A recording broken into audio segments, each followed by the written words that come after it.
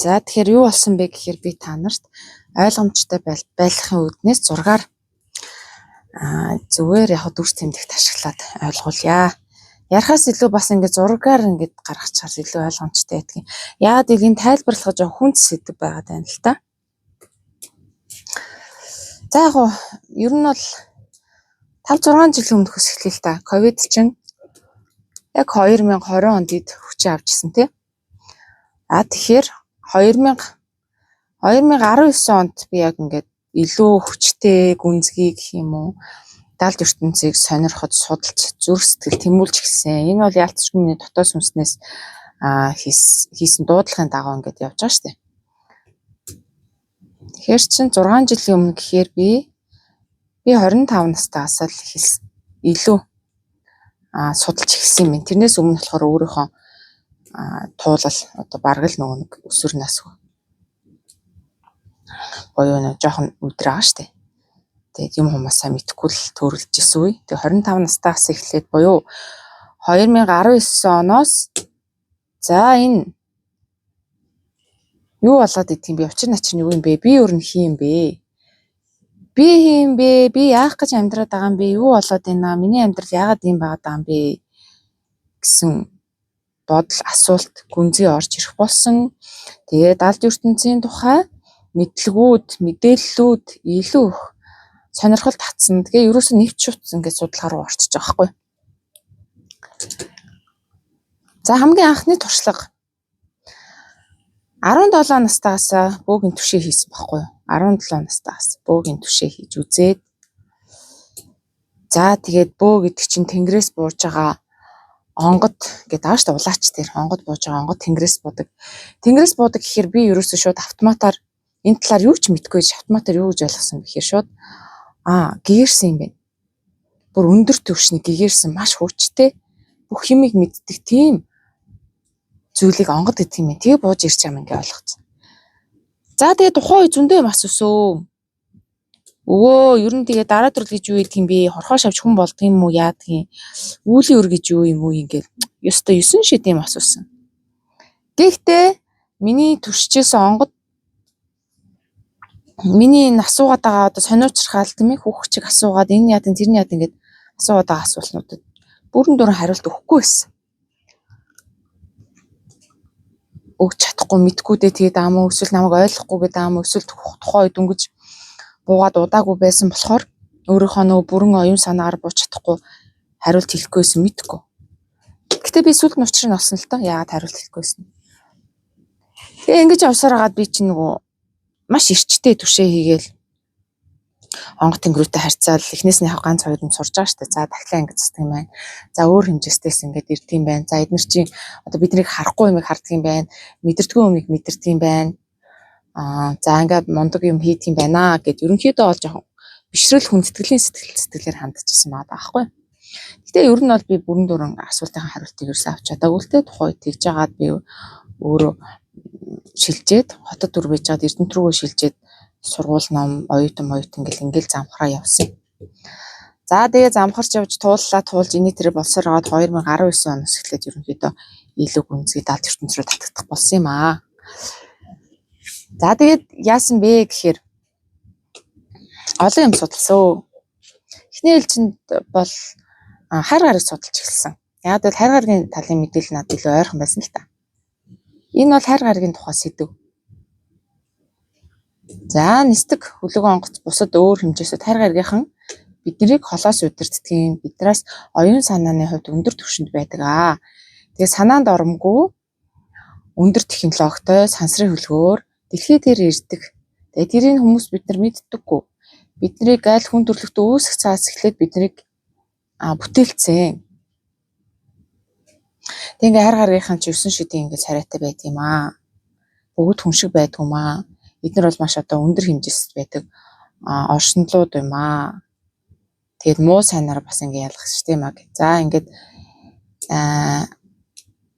хайр гаргийнхны тухайг сонирхсон, мэдээж итгэсэн, гоё ясан, сонирхолтой байсан.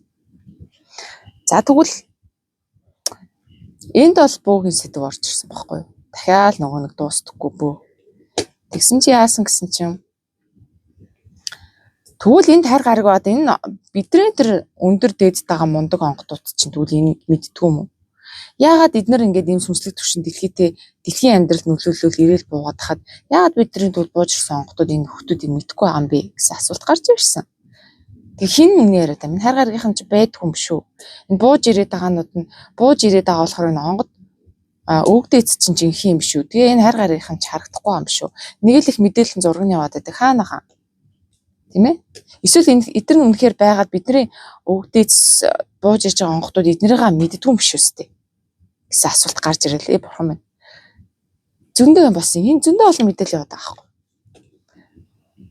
Зөндөө олон мэдээллүүд явсан. Тэгээд бөөгийн өвгдөөц яалтчгүй онгодууд бууж ирдэг. Энийг би өөрийн дотоод зүрх сэтгэл зүүн совингороо үнэхээр онгод өвгдөөц байдгийг мэдэрч исэн учраас үүсгэж чадахгүйсэн. Хичнээн миний зарим асуултанд нь хариулж чадахгүй байсан ч гэсэндээ үүсгэж чадахгүйсэн байхгүй. Тэгээ илүү гүнзгий судлахыг хүссэн л дээ. Тэгээд бөөнөрийн гаргасан буулгасан онгод тэнгэрүүдийн буулгасан сайхан судруудыг унссан судлаад явжсэн. Ерөнхийдөө судалгааны төвшөнд бүх юм судалгааны төвшөнд байгаа шүү дээ. Эхнээлч нугасаа. Би өөрөө ямар аялаад очиод үзээд харах биш. Бас хэцүү те. За ингээд тэнгэр үзэл явсан 70 ертөнцтэй холбоотой. За тэгсэн чинь энэ талаас ахаад юм гарч ирсэн. Энэ нь буддын гүн ухаан байсан. За тэг буддын шашин ч гэдэг юм гүн ухаан ч гэдэг юм уу тийм ээ. За энэ дээр болохоор бүр гэгэрл мэгэрл гээд өвгдөөцийн талын юм ярьдаггүй. Сүнсний ч талын юм ярьдаггүй. Бүр ингээд хоосон чанаар үнэмлэхүй үнэмнэдлэг сансрын хүлээснээс чөлөөлөгдөх гэгэрэлд хүрэх гэсэн дотоод гэгэрлийн тухай байдаг. Ингээд ер нь бол манай дэлхий бүр үнэхээр сонирхолтой. Яагаад гэхээр шүү дээ тий. За энд боддог шиг зурч. Тэрийг олон юм байгаагүй бид нар яах вэ? Бид нар зөвөр нэг юмдаа л хайрцаглагч байсан байхгүй. Ийм олон талын өнцгөөс нь харахгүй шүү тийм ээ. Хэрвээ ганцхан боддын ухаанаар бид нар явдаг гэсэн бол яах юм дэлхийн хүмүүс. Хэрвээ ганцхан бөөнөр л байдаг гэсэн бол яах юм 70 ертөнц гэхээр. Хэрвээ ганцхан хайр гаргийн ертөнцийн мэдээлэл тэр өндөр ухамсар, өндөр технологиуд байдаг гэсэн бол яах юм? Тийм ээ? Тэгэхээр ийм олон талын харах үнцэг ингээд байсан нь болж байгаа байхгүй. Тэгжиж бид нар ч юмний энэ зөв юм уу, тэр нь зөв юм уу, тэгвэл тэр нь яагаад хүмүүс ингэж идэх юм. Тэгвэл энэ нь ямар учиртай ингэчлэн л одоо ингэ явах байсан биз дээ гэсэндээ. За би боддын ухааныг судалсан. Боддын ухаан бол үнэхээр гоё байсан. Яагаад тэгэхээр шууд ухамсарлуу орж ирсэн. Миний хизээ язаны мэддэг юмнууд байсан хамгийн сонирхолтой. Би хизээч одоо ламан болоод ч юм уу, бяцлагч болоод ч юм уу энэ итгэв дээр боддын ухаан судлаагүй л те. Гэхдээ энэ гүн ухааныг судлаад үзэхэд бол бүх юмыг би аль хизээ язааны сурцсан юм шиг надад мэдтэмж төрж ирсэн. Яг л миний дотор байгаа юм буюу яг л мэдчихсэн юм байна таахгүй. За. Тэгэхээр энэ дээр за тэгээ Библи нөгөө Аллах тэнгэр буюу Коран судар мудар нэмэгдсэн бол за бүр илүү сонирхолтой л болох байсан л та. Гэхдээ ерөнхийдөө миний судалгаа хамгийн гол 3 өндөрлөл өрнөсөн. Монголд байгаагаас хамгийн гол 3 юм. За хайр гаргийн мэдээлэл мэдээ сүлд орж ирсэн. Тэнгэр үзэл бол эртнээсээ байж ирсэн. Буддын ухаан бас эртнээсээ байж ирсэн. Гэхдээ хайр хүн тийм ээ. Монгол ухсааны биш. Тэрүүгээрээ л онцлог. Гэт энэ 3 өөр ертөнц ингэ болоо очиж байгаа хгүй. За тэгвэл хэн нүнэ яриад байгаа. За буддынхан гэсэн чи бөөнөртөө битгий харьцаа. Бөөнөр чи их юу гэдгийг доод төвшнийхөө ерөөдөө дандаа л хар барамтай гэдэг гэл одоо Есүсийн хүртэлтэй сатан гэж нэрлэлчихсэн. Тэгсэн чи эднийг үүсгэж болохгүй бидний өвгдөөц байгаад. Тэгээ бид нар өвгдөөцүүдээс сатан чөтгөр доод төвшнийх гээд муулаад орхичиж бас болохгүйсэн л та. Болохгүй байсан. Би заавал цаадахын мэдмээр санагддаг гэсэн. Шууд ингээл муу юм байна гэж орхиж очихлахгүй. За эсвэл нөгөө бидний өвгдөөц онгодууд буюу улааш нар энэ дотоод гэгэл буддын ухаан ярихаар ойлгохгүй байсан. Нэг хүлээ ошоодаг мэдтгүү. Зүгээр л эн чинь бодтой гэд хүнлээсэн шүү дээ тийм ээ. Тэгэл сэтгэл санаагаа л хангаах тийм сэтгэлийн юм шүү дээ. Наад бол чинь тэгэл ингээл болцдог гэл. Гэтэл надад буддын ухаан бол маш тийм өндөр түвшний өндөр ухамсарх санагддаг. Тэгээд их гоо сэтгэлд ойр байсан учраас зүгээр эднийг сэтгэл хангаах ч гэдэг юм уу буддаа гэд бяцлал заадаг хүн байжээ гэд орхичиж бас чадахгүй байсан. За тэгсэн чинь хамгийн нийтийн энэ хайр гарыг бас орхиж чадахгүй. Яагаад гэвэл энэ чинь гуруула байгаад гэсэн бохоггүй юу? Яагаад байгаад гэсэн? Би яваад харцсан юм уу? Би уулзсан юм уу? Би явж хараагүй уулзаагүй. Гэхдээ миний сэтгэл дотор зөн совин дотоодос өгж байгаа тэр мэдрэмж зөнд бол айлын ч өгөөсгөж чадахгүй байсан. Тэгснэ гуруула таалагдчихсан. Гуруула гоё байсан. Окей. За хайр гаргийн юу нь гоё байсан бэхээр ерөөсөө би ингээд мөрөөдхөрөө бясалгахаараа эсвэл элдв янзын кино үзэхээр тийм ээ. Яг энэ нөгөө өндөр түвшний өндөр соёл иргэншлүүд байгаа шүү дээ. Эдгээр чинь ингээд гоё болор цэцэг мэцэг тэгээд өндөр багна. Тэгэл үүсийн дунд амьдрал ер нь судлахаар юм ижидийн үлгэр ертөнцийн гэдэг шүү дээ. Маш гоё ингээд ганц ивэрт ирвэхээ солонго тэгээд маш гоё юм урт даашинз балааж цэцгсийн хүрээлэн тэгэл далай тэнгис суус юу л гэдгийг болор шилэн барилга болор цэцгсүүд ингээл имиж шид мэд ирвэхээ дагин юу гэдгийг бүх гоё мэдэрт байсан. Яг энийг гэхдээ би үнэхээр бас над үнэхээр таалагддаг. Үнэхээр байгаад байгаа юм би мэдэрдэг гэсэн байхгүй. Тэгэхээр өндөр дээд соёл иргэншлүүдийг бол өгөөсгөж чадахгүй байсан. Үг дээдсээ өгөөсгөж чадахгүй байсан. Буддын хоног өгөөсгөж чадахгүй байсан. Уул нь бол би зангилыг нь олчих гээд байгаа байхгүй. Яг хин нь илүү юм. Энийг би дагах юм би. Юу болоод байна гэд судлаа авчихсан. Тэгэхээр зарим хүмүүс бол ерөөсөж тув тэнгэр үзэсгэлэг орсон.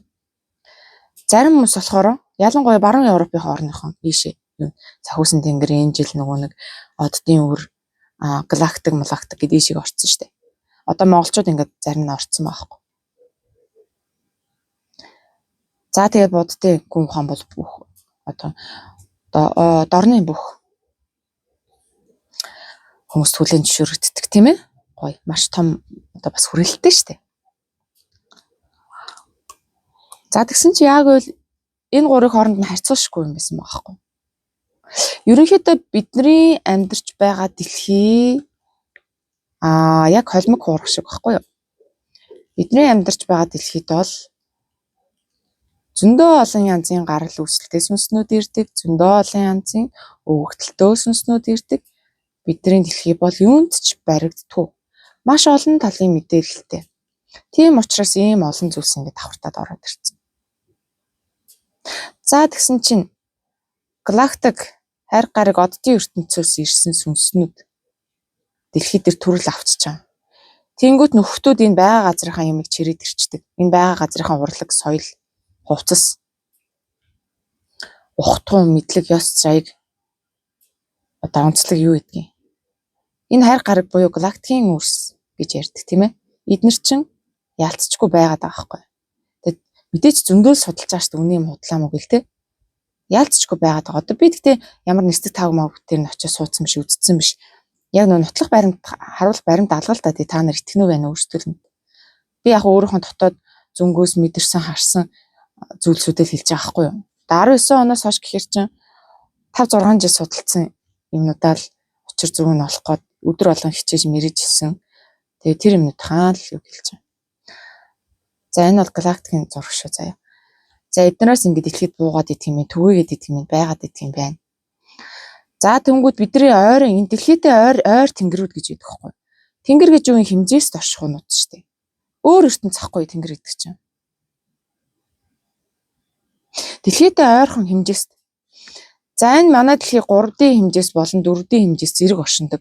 Энэ биетүүдийн болохоор 3D хэмжээс гэдэг байгаа юм. Энэ 4D-нүүд нь болохоор юу вэ гэхээр нь дэлхийн нүдэнд харагдаж гарт баригддаггүй энерги орон зайн талбарыг шууд хэлчихэж байгаа байхгүй. Ингээд 4D буюу бэлэг тал бэлэг тал 3D буюу арга тал.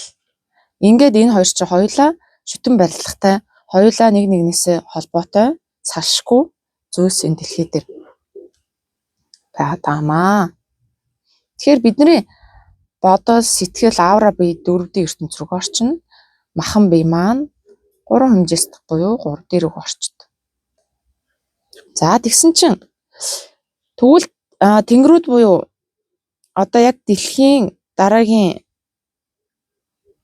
ойролцоо байдаг гэх юм энергийн хувьд бол энерги орон зайн хувьд ойролцоо байдаг ингэ тэнгэрүүд байдаг байхгүй.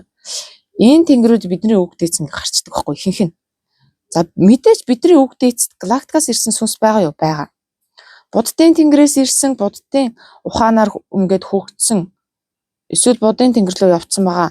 Энэ төлөө үг дээцүүд байгаа юу? Байгаа. Ихэвчлэн ойрын тэнгэрүүдэд ингээд бидний үг дээц ойрхон байгаад. Энд байгаа ойрын тэнгэрийн үг дээцүүд бүр холын галактик руу явдаггүй. Гэхдээ нарны аймаг буюу нар, сарод, бусад одоо бархасад ангарагч гэх юм уу. Энэ ойрын нарны аймагтай бол чөлөөтэй байдаг гэж дуулсан. Гэхдээ бага тэнгэрийн онгодууд бол хизээж одоо энэ орчлон одоо энэ буддын тэнгэрүүд, буддын чинь зөндөө олон тэнгэрүүдтэй шүү дээ. Та нар зөвхөн юу ягараа чат GPT гэсэн юм уу эсвэл зөвхөн интернетээс хайхад бол энэ буддын тэнгэрүүд төвшнгүүд нөгөө бяцлаглалын оронгууд чинь зөндөө. Тэгээ энэ бага тэнгэрийн онгодуудаас энтлэн юм ч юм уу эсвэл энэ галактикийг асуухаар мэдхгүй. Яагаад тэгэхээр эдгээр чинь өөрсдийнхөө хэмжээст амьдардаг. Энэ мишээ очиж үзээгүй, амьд ахуй цагтаа дуулж байгаагүй учраас сонирхдогчгүй. Ер нь өөрсдийнхөө юмаа хийгээ явж тэр хөгжиж байгаа онгодууд. За мэдээж дунд тэнгэрийн онгодууд гэж байна. Бас өөр. Яг миний ойлголтоор бол ухамсарын төвшин тэр чадвар, сүнсний одоо чадвар буюу сүнсний хөгжил ухамсарын төвшнгөөс хамаарат ингээд ойролцоогоор ингээд 3 байгаа таахгүй. За дунд тэнгэрийн онгодууд болохоор засал үүлэнд ороо очдөг. Бага тэнгэрийн онгодууд болохоор замч онгодууд буюу замч онгод маань ерөөсөө таниулах бүү гэж юу, улаач гэж юу ингээд таниулах дээр орж чиглүүлэг өгдөг бол дунд тэнгэрийн онгодууд болохоор засал үүлэн дээр орж ирдэг. Арай илүү юутай гэсэн үг. Далаацтайгац. За мэдээж их тэнгэрийн онгод буюу заяагч. Биш. Энэ бага тэнгэрийн онгодууд нь замч. Дунд тэнгэрийнхэн заяагч. Их тэнгэрийн онгод болохоор даалтын онгод гэхгүй. Даалтын тэнгэрийн онгод. За даалтын тэнгэрийн онгод бол маш ховор бууж ирдэг. Ховор. Яагаад гэвэл энэ төвшөнд хүртлээ улаач тамгалагдсан уу? Эсвэл энэ төвшөнд хүртлээ улаач явж чадсан уугүй юу гэд одоо яг энэ цаг үед бол даалтын тэнгэрүүдээс өндөр түвшнээс маш цөөхөн онгодууд бууж ирж байгаа. Бага болон дунд тэнгэрүүдээс бол дийлэнх гэсэн үг. За тэгвэл даалтын тэнгэрүүд бол энэ эдрэгч энэ өхтүүдийг чи мэддэг юм бэл. Галактик, оддын үрс тийм ээ. Бусад оршихуунууд гэчлэн маш өндөр том хэмжээнд бол ингээд аялж чаддаг, ухамсар тэлсэн учраас мэдээж их тэнгэр буюу даалтын тэнгэр. Даалт гэхээр мэдээж өндөр түвшний юм хийн шүү дээ, тийм ээ. Мэддэм билээ шүү. Би ч одоо онгодуудыг энэ минийгаа мэддэггүй явах юм болоо гэж бодоодсэн чинь бидний өгдөөц чинь бас л дээш ахиа явж байгаа учраас мэддэггүй янз бүр юм билээ шүү. Тэгэхээр нэг л улаач нэг л онгодоор бусад бөөнрийг дүгнэх хэрэггүй. Өөр байдаг. Гэтэ та нарт бол би яг өөрийнхөө судалсан туршлага одоо бүхэл одоо 5-6 жилийнхаа хөдөлмөрийнхөө л үр дүнг би өгөөд байгаа. Ингэчүүл ойлгомжтой.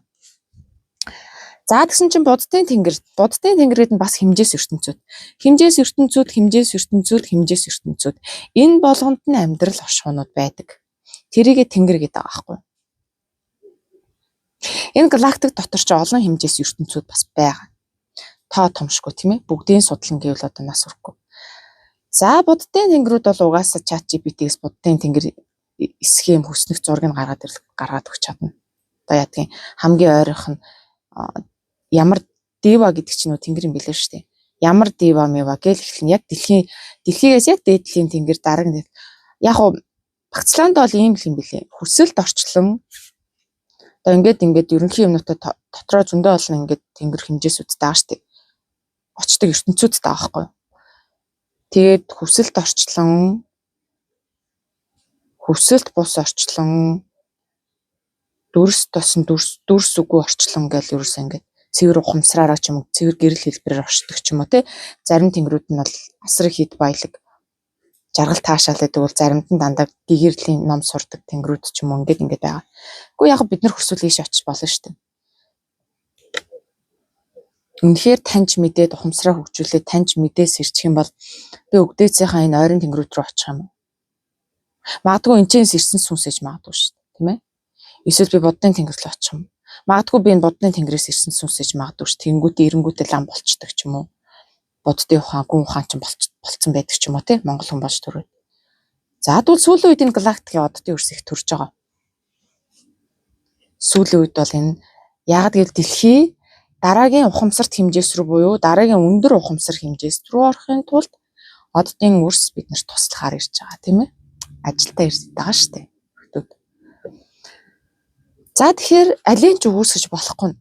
Аль нь ч энээсээ дээр тэр нь уу энээсээ дээрч гэдэг юм уу? Энэ нь энээсээ мя энэ нь өндөрч гэдэг юм уу? Тийм юм байхгүй юм билий. Бүгд өөр өөр ингэсэн онцлогтой өөр өөр ингэсэн үйлдэл бүгдээрээ оршин тогтнодог. Яг бидний энэ дэлхийн оршин тогтноод байгаатай ижилхэн энэ тэнгэрийн ертөнцүүд энэ олон хэмжээс оршихуунууд, соёлууд, амьдралууд бүгдээрээ байж идэг. Тэгэхэд энэ дэлхийн хүн амын зарим сүнснүүд нь дэлхийгээс гарч үзээгүй сүнснүүд байгаа.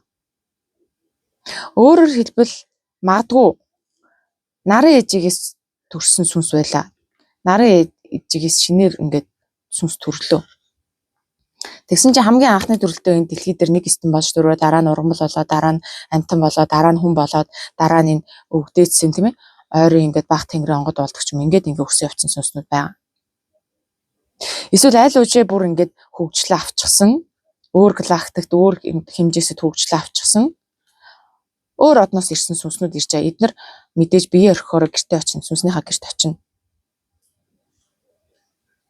Их жишээ нь. Тэр эд бүгд байгаад байгаа сте. Өөр өөр гэсэн онцлог соёлтой. Тэгээ би дэлхийд их баярлдаг. Хэрвээ ганцхан сүнслэг их суралцтай ганцхан газар сүнснэ ирдэг байсан бол дэлхий ямар уйдгартай байх байсан бол бид нар ямар их хайрцагтай байх байсан бол тийм ээ ямар их мухар сүсгтэй байх байсан бол гэж боддгийг. Ийм олон судлах зүйлс ийм олон харах өнцгүүд байхад бид нар ингээд энэ олон юмдаас чөлөөлөх боломжтой байхгүй. Хайрцагтаасаа чөлөөлөгдөх боломж байгаа нь сонголтууд байгаас шалтгаалаад байгаа байхгүй юу? Тэгэхээр ийм гоё. За тэгвэл дараа нь юу ярих гэж бодчихлоо. Эднээс та нар асуух юм байл асуугаараа за би чатаараа л хариулж өгье. Яг миний сүнс болохоор галактикаас ирсэн сүнс болж таарсан. Тэгээ дэлхийд анхны удаага буюу first төрөл авалт. Тэгээ энийг би харсан юм уу, үзсэн юм уу, сүнснийхаа гэрлөө явсан юм уу гэвэл би сүнснийхаа гэрлөө яваагүй төрсэн цагаас энэ дэлхийд хадагдчихэв. Тэгээ яагаад энэчнээс ирсэн бэ мэдчихэ зөнгөөрөө мэдсэн. Төрөлх гэрээ хайсан. Зөнгөөрөө мэдээд анхны төрөлч юм байна гэсэн. Тэгээ бодоо явж исэн чинь манай их онгод бууж ирээд тэглгүй явах тэ чи чинь анхны төрөл авч шүү дээ. Чи ийм юм сүнсний даалгаварт ирсэн шүү дээ гэд миний яг дотроо мэдэрч исэн зөнгөөр ирж исэн бүх мэдээллүүдийг батлаад өгчихсөн. Тэгээд бүр өөртөө ихтэй болсон. Магадгүй бас ингээд жоох эргэлзээ яваад байгаа шүү дээ нөгөөдөч. Тэг хүн амьтад хэлж чадахгүй хэлвэл бас нэг ээг орчин болов гэж бодоод хаагаа дараа яваад исэн. За гэхдээ энэ буддын түүл би бодсон байхгүй. Би түүл дэлхийд анх удаа төрөл авч хизээд энэ буддын хон судалсан юм би. Хизээд энэ тэнгэрт очсон гэсэн чинь энэ буддын тэнгэрүүд энэ буддын философи чинь ганцхан манай дэлхий биш. Энэ орчлон буддаа ингээд явах хэрэгтэй бид нар буддаа багшаа харахаар нэг шарын шашныг шашин шиг юм бодоод байгаа. Гэтэл энэ буддаа багштай учир хамгийн гол нь энэ буддаа багштай учир байгаад байгаа юм биш ээ. Энэ орчлын ертөнцийн гэгэрлийн үнэн хууль, үнэн зам ёс энэ дотоод гэгэрэл гэдэг имийг л тэр өндөр дээд хэмжээсээс ирсэн буддаагч биднэрт тайлбарлаж өгсөн нэг энэтэг хувцастай төрсэн болохоос биш. Энэ буддын цаад гүн утга, цаад философи бол орчлын ертөнцийн бүх хэмжээс бүх галактикад нөлөөлдөг гэгэрлийн түлхүүр нь байгаа даахгүй юу? Ерөнхийдөө нэг үнцгийг л харуулсан.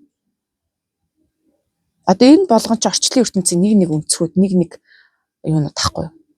Нэг талын үнцгүүд нь учраас бүгд хэрэгтэй, бүгд байдаг. Бүгд гоё. Бүгд хоорондоо шүтэн байрлалтай. За бидний өвгдөөцөд бууж ирээд байгаа нугасаа сүнснийхээ ажлыг хийж байгаа.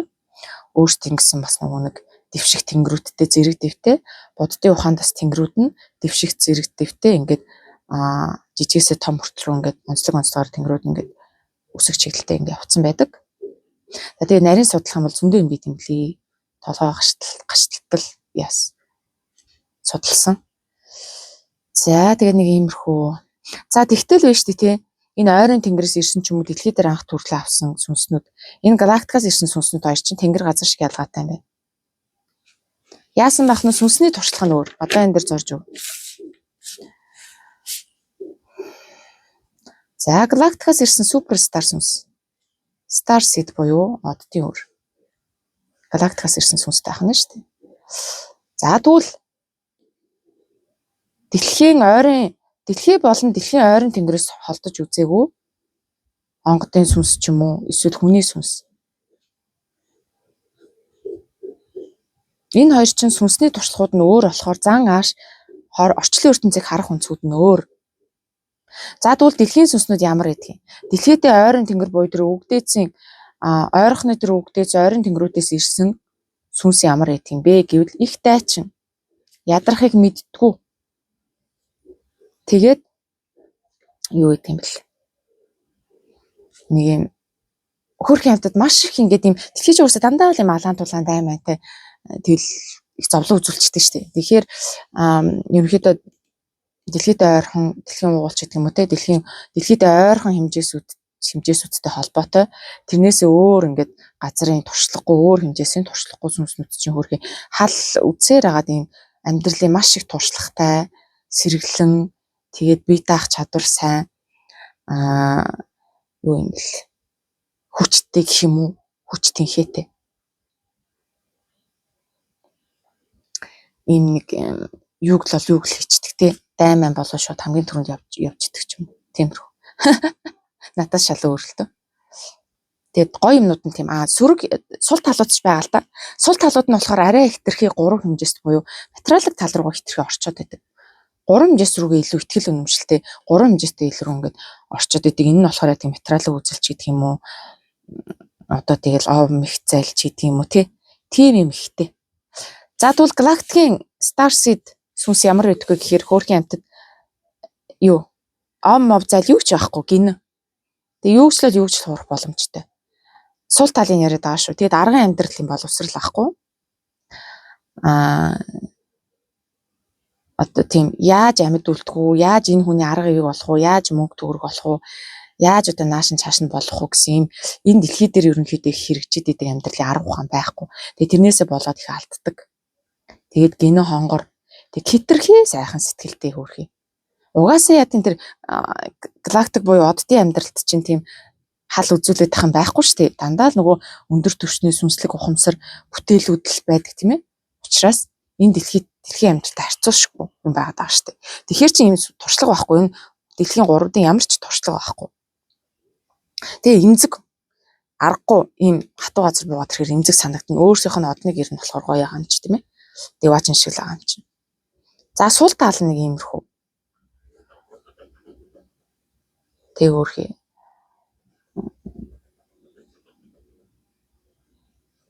Нэг тэмцэлтэй дээдгүй, өрсөлдөөн тэмцэлтэй дургу. Дайман болвол баг хамгийн түрүүнд алуулах гэж боддог. Одны сүнснүүдийг. За тэгвэл одны сүнсэнд маш олон давуу тал бий нөгөө талаар.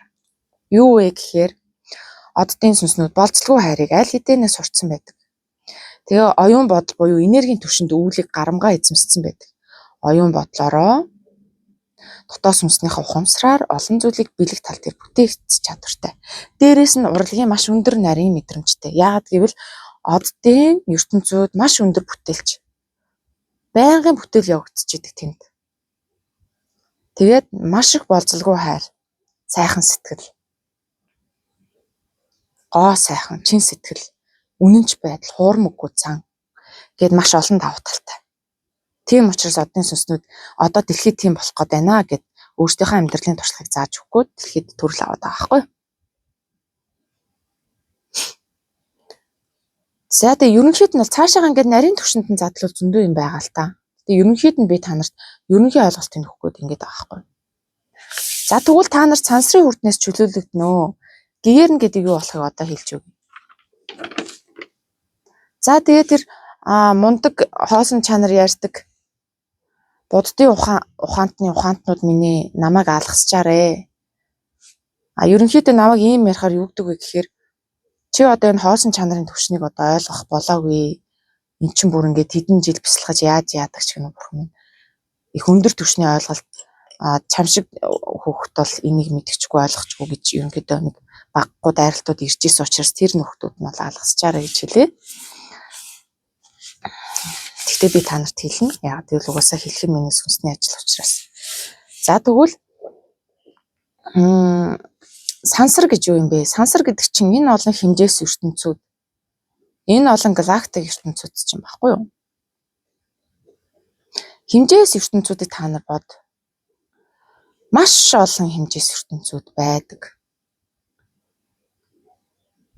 Энэ хэмжээс ертөнцүүдийг ойлгохын тулд та нар доктор Стрэнжийн 2 дугаар ангийн үз. Заавал үз тэгжиж ойлгоно. Доктор Стрэнжийн 2 дугаар анги. Марвелийн кинонуудыг заавал үз.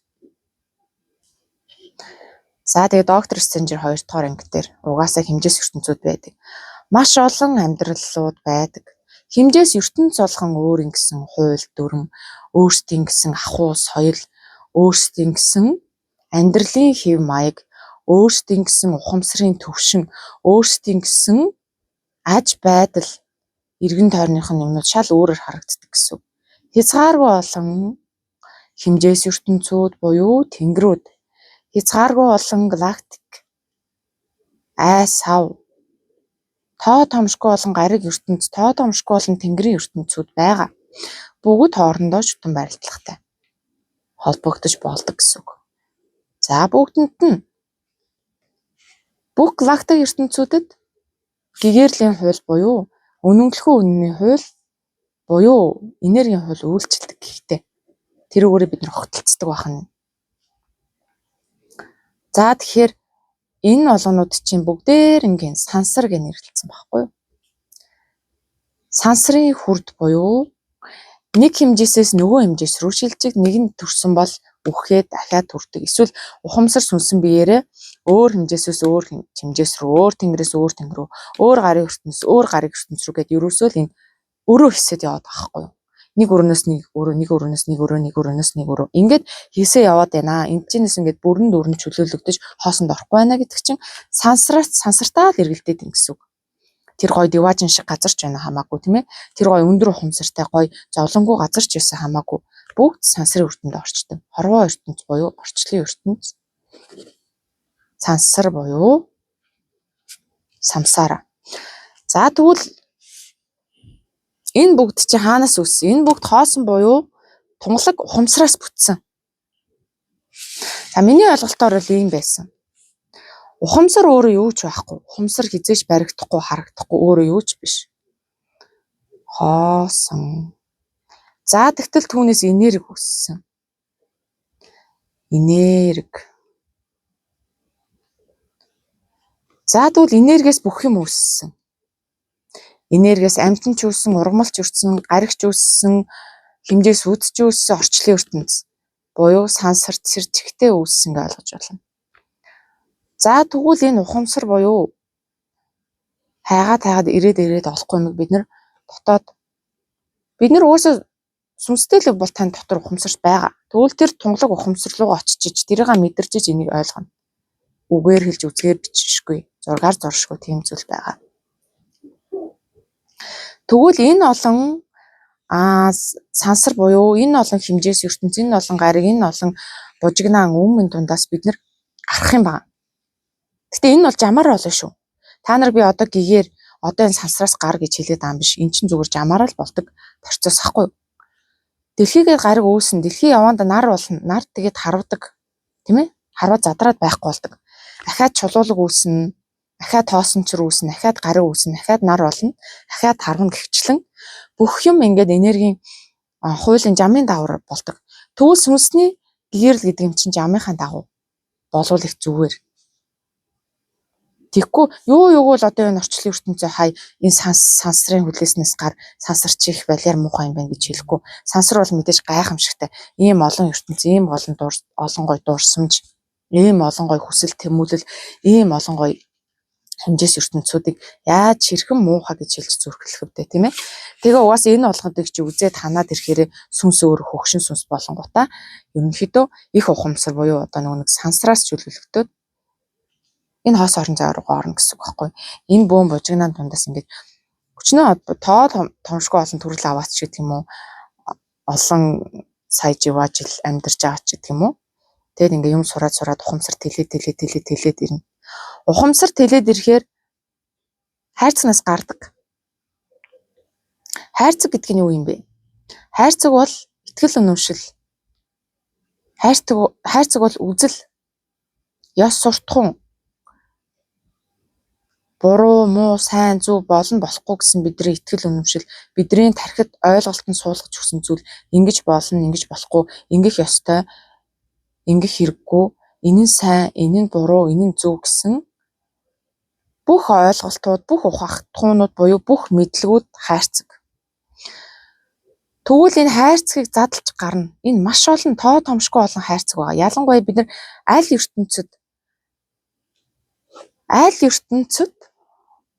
аль хэмжээсэд аль гариг дээр амьдарч байгаас шалтгаалаад тухайн хэмжээс тухайн газар орныхоо хайрцаглалд бид нар ороод яваад идэх байхгүй.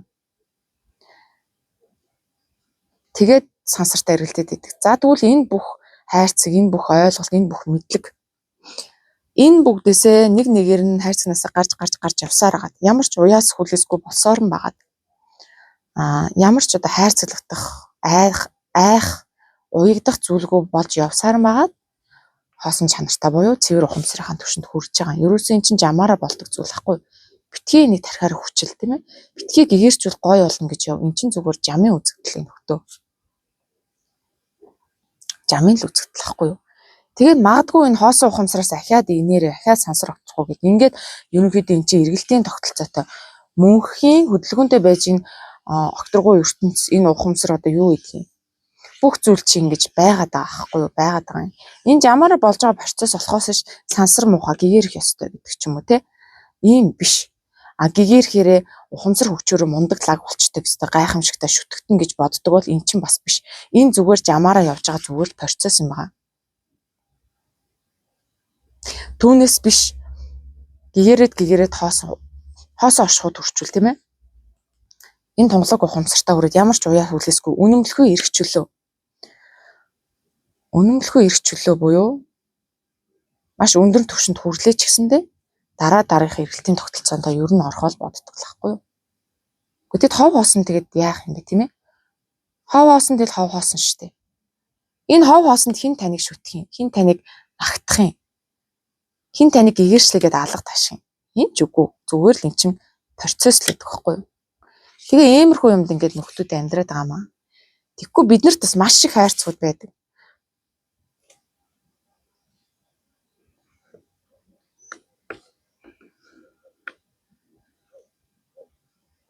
За энэ оройн хүрд байлаа гэж бодъё. Энэ оройн хүрд чинь юм зөндөө олон хайрцагттай байгаа. Хайрцаглалт, уяа хүлээс, хайрцаглалт, мухар сүсэг, айдас, хүлээс, дахин хайрцаглалт. Энэ болгоноос гараа явж гинэ гэж би энэ гэгэрс рүү төхөөд байна гэсэн үг байхгүй юу? За ийм л процесс болоод байна. Түүнээс ш битгий ингээд талцаад бай. Энэ нь байхгүй, энэ байдаг, энэ зөв мө манайх л зөв гэд битгий талцаад бай хоорондоо. Тэгээд хитрхи битгий нэг тал руу туулширч ороод байв гэсэн.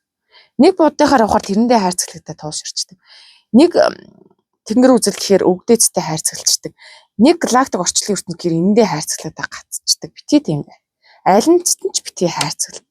Зүгээр л судал. Зүгээр л хүлэн зөвшөөр авахгүйхээ ухаанаар тийм ээ. Ханд. Тэгээд хайрцаглалтаас гараад явж ивэл тэр хэмжээгээрээ бид нар амьдралын арга ухааныг мэддэг, яаж амьдрахаа мэддэг, эрх чөлөө гэдэг юм руу бид нар төгтөг, асар бүтээлч болдог, нөгөө их ухамсартайгаа ижилсээд ирдэг байхгүй юу? За ерөнхийдөө ийм л юм байна. Ойлгомжтой тайлбарсан байх гэж бодож байна. Дахиад асуух асуулт бол комментд бичээд асууж болно. Ерөнхийдөө одоо миний 5-6 жил судалж, бясалгаж, тархитлогоо гашлтал бодож энэ тентхийн янз бүрийн юм ингээд сонсож, шинжилж, судалж, дээрээс нь дотоод сүнслэгийг сонсоод байгаа шүү дээ. Гэхдээ энэ олгоныг чинь би тархиараа олохгүй. Миний тархи угаасаа хаан ч хүрхгүй. Угаасаа би ер нь бол тархиул жижигдэнэ. Яадаг вэ гэхээр дотоод тэр сүнснийхаа туршлага өгөгдөл тэр дотоод сүнснийхаа юмыг ухамсар гэдэг юм а ухчиж тэрүүгээрээ дамжиж тэрүүгээрээ бас тэмтэрч мэдчиж судалгаа хийж давхрын махан биеийнхаа тархийг ашиглаж энэ юмнуудыг чинь гартаа оруулчихад байгаа байхгүй юу? Окей.